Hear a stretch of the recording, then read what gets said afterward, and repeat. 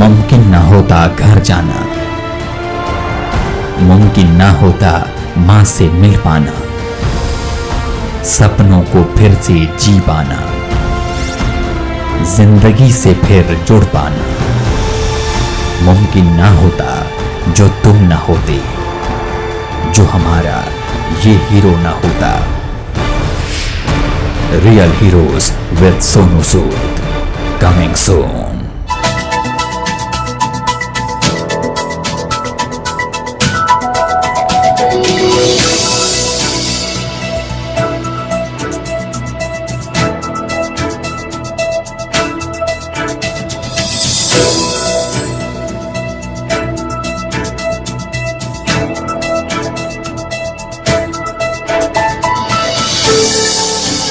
चलते हैं दीपक यादव जी के पास, जो बिहार से हमारे साथ जुड़े हुए हैं। ये एक सामाजिक कार्यकर्ता है, साथ ही साथ ये एक प्रसिद्ध उद्योगपति भी हैं और राजनीति में भी सक्रिय हैं। तो इनके बारे में और जो जानकारी है वो आपको इस वीडियो क्लिप के जरिए देते हैं, फिर इनके पास चलेंगे और इनसे बातचीत करेंगे। कोरोना महामारी के डर के इस माहौल में जरूरतमंदों के बीच जाकर मदद का हाथ बढ़ाती ये टीम है जाने माने बिजनेसमैन, राजनेता और सामाजिक कार्यकर्ता दीपक यादव की। जो रोजमर्रा खाने वाले रोज कमाते हैं खाते हैं, उन लोगों को बहुत नुकसान हुआ, क्योंकि लॉकडाउन में कोई काम करना लॉ के मुताबिक अलाउड नहीं था और उन लोगों का रोजमर्रे का जो इनकम और एक्सपेंडिचर है वो साइकिल पूरा खराब हो गया। और इस वजह से हमने देखा कई लोगों को ऐसी हालत हुई कि चूल्हा तक जलने उनका संभव नहीं था। कई लोगों के हमारे कार्यकर्ता लोग गए और देखा कि अच्छे शिक्षक तक लोग अपने बच्चों को खाना नहीं दे पा रहे थे। लगभग 20,000 परिवारों को हम 1 महीने का राशन वितरित कर चुके हैं, जिसके अंदर हमारा वाल्मीकि नगर से लेके लौरिया, बगहा, रामनगर, सीकटा, मैनाटांड, इन सब विधानसभाओं के ब्लॉकों में हम लोग अपना वितरण कर चुके हैं। हमेशा समाज के प्रति अपने कर्तव्य को प्राथमिकता देने वाले दीपक यादव कोरोना वायरस के संक्रमण काल में भी अपना सामाजिक दायित्व बखूबी निभा रहे हैं। बिहार के पश्चिम चंपारण में दीपक यादव और उनकी टीम लगातार भूखे और जरूरतमंद लोगों तक खाना पहुंचाने में जुटी है। हमने राहत का एक पैकेज बनाया जिसके अंदर कुछ सब्जियां हैं, तेल, हर तरीके का जो भी खाने के लिए दाल, चावल, चूड़ा, सब चीज तरीके की चीजें, उसके अंदर एक 10-11 तरीके के रॉ मटेरियल, जिससे कि आदमी अपना लगभग, अगर छोटा परिवार है तो वो 1 महीने का अपना कर सकता है। अगर बड़ा परिवार है तो उसको 2 राहत के पैकेट लगेंगे, वरना जो छोटा है उसको 1 से महीने भर का उसका राशन हो जाता है। तो वो हमने देना शुरू कर दिया और उसके अंदर अभी तक हम लोग लगभग, मुझे लगता है 10 से 15 हज़ार के बीच में, क्योंकि अभी कई मटेरियल रास्ते में है, कई मटेरियल अलग, बहुत बड़ी कॉन्स्टिट्यूएंसी है हमारी। कोरोना काल में कोई परिवार भूखा न रहे, इसके लिए दीपक यादव की अगुवाई में कई लोग दिन रात काम कर रहे हैं। इनकी इस मुहिम में साथ देने के लिए कई और लोग भी सामने आए हैं। इनकी कोशिशों का ही नतीजा है, जिसकी वजह से हजारों लोग इस मुश्किल वक्त का डटकर सामना कर रहे हैं।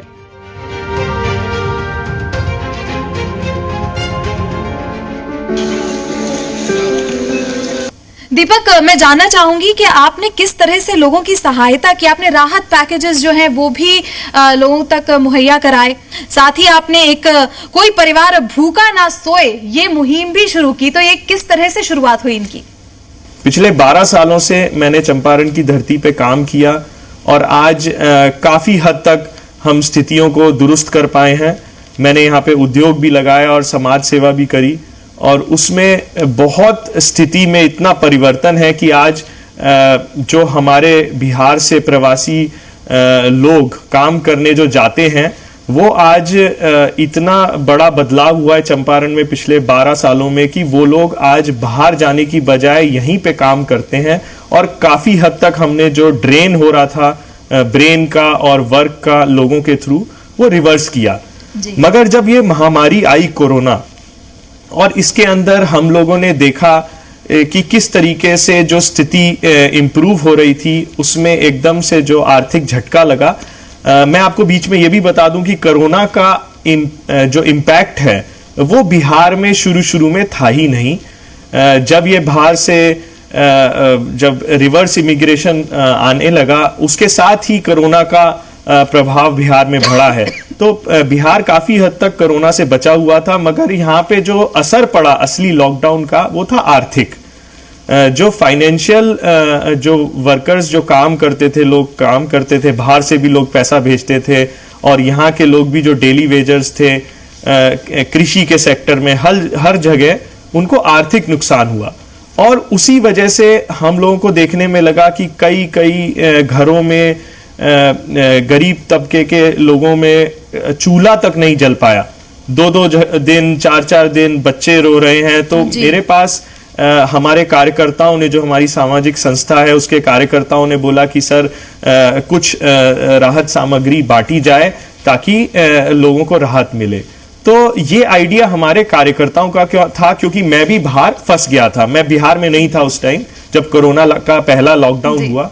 तो उन्होंने बताया और हमने ये मुहिम चालू करी, बहुत छोटे लेवल पे चालू करी, मगर फिर देखने में लगा कि उससे बहुत राहत लोगों को मिली, और धीरे धीरे करके बढ़ता गया और आज जो है राहत मिली है। यहाँ तक कि आपने रोजगार मुहैया कराया इतने सारे लोगों को, और आपने उन्हें खाना तक पहुंचवाया है। और फिलहाल इस कार्यक्रम में वक्त हो गया एक छोटे से ब्रेक के लिए रुकने का। ब्रेक के बाद जल्द ही लौटेंगे, आप हमारे साथ बने रहिए। ऐसे ही अच्छा काम करते रहिए और पॉजिटिव मैसेज स्प्रेड करते रहिए। वैसे जो हमारे सामाजिक कार्यकर्ता हमारे साथ दीपक हैं, दीपक भी ऐसा ही करते हैं। दीपक भी आपसे थोड़ी सी बातचीत करना चाहते हैं। आपसे पूरा देश इंस्पायर हुआ है, पूरा देश आपसे इंस्पायर हुआ है, और कहीं ना कहीं आप जो काम कर रहे थे उसके हम लोग रिसीविंग एंड में थे बिहार के। मैं बिहार से बिलोंग करता हूं, और यहाँ पे जब से लॉकडाउन शुरू हुआ तो मैं आपको बताना चाहूँगा कि कोरोना का कहर बिहार में सबसे कम रहा शुरुआत में, और सबसे ज़्यादा कोरोना ने जो नुकसान किया बिहार में वो है हमारे जो भाई हैं जिनको आप भेज रहे थे बम्बई से और देश के हर हिस्से से। उन लोगों को भुखमरी से फाइनेंशियली और उनके काम का जो नुकसान हुआ, सबसे बड़ा इम्पैक्ट उसका पड़ा। और जब से वो लोग वहाँ से जाने के लिए आपने भेजना शुरू किया, उससे कई हफ्ते पहले से आपको तो जानकारी होगी कि सारे लोग कितने परेशान थे, क्योंकि उनका डेली वेजर्स जो थे, रोज कमाना रोज खर्चने वाले जो लोग थे, उनको बहुत दिक्कत थी। और कहीं ना कहीं लॉकडाउन जो एकदम से हुआ, उसका जो इंफ्रास्ट्रक्चरल प्रॉब्लम हुई, फाइनेंशियल इम्पैक्ट, उसी की वजह से ये लोग उधर से चलने लगे।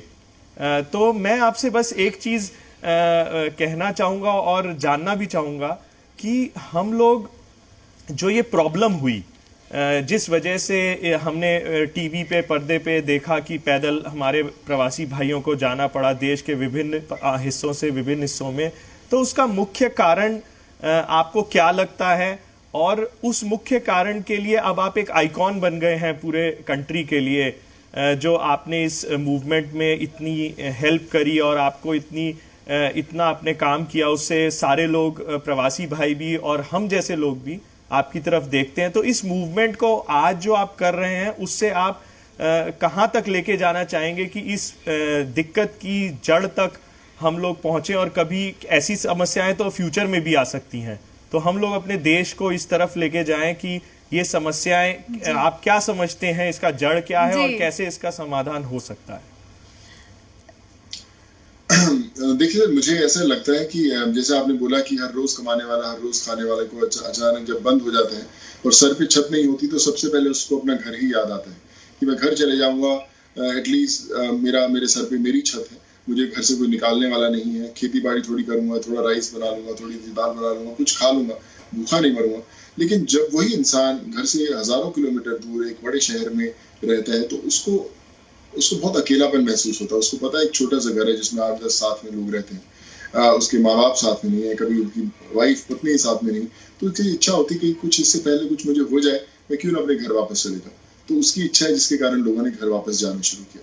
लेकिन इस दौर ने हमें ये जरूर सिखाया है कि हमें नेक्स्ट टाइम अगर ऐसा कुछ आए या कुछ विपदा ना आए, भगवान करे, लेकिन आए तो उससे कैसे तैयारी से निपटना पड़ेगा, कैसे हमें उस चीज़ों से निकलना पड़ेगा।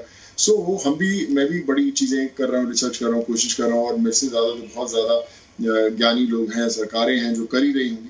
तो मुझे लगता है कि एक थॉट सबके माइंड में ज़रूर आ गया है कि कभी दोबारा इस समय आए तो कैसे हमारे जो प्रवासी भाई बहन है या मिडिल क्लास फैमिलीज है, वो कैसे इन चीज़ों से जूझ पाए और कैसे इन लोगों से बाहर आए।